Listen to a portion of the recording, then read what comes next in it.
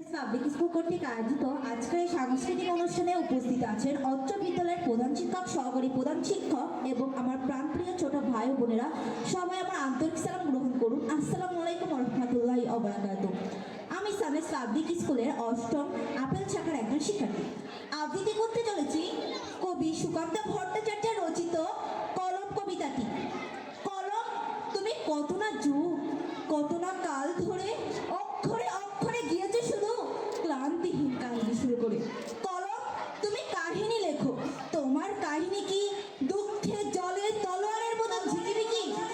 কলম, তুমি শুধু বারংবার আনত করে ক্লান্ত ঘাড় গিয়েছ লিখে স্বপ্ন আর পুরনো কত কথা।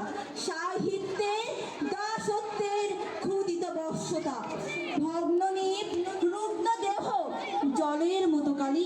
কলম, তুমি নিরপরাধ, তবুও গালাগালি খেয়েছ আর সয়েছ কত লেখকদের ঘৃণা।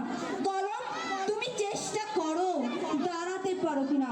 হে কলম, তুমি ইতিহাস দিয়েছ লিখে লিখে লিখে শুধু ছড়িয়ে দিয়েছ চতুর্দিকে, তবু ইতিহাস মূল্য দেবে না, এতটুকু কোন দেবে না তোমায়, যেন ইতিহাস বড়ই কৃপণ।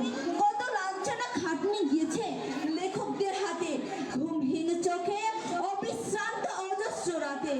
তোমার গোপন অশ্রু তাই তো ফসল ফলায় বহু সাহিত্য, বহু কাব্যের বুকের তলায়।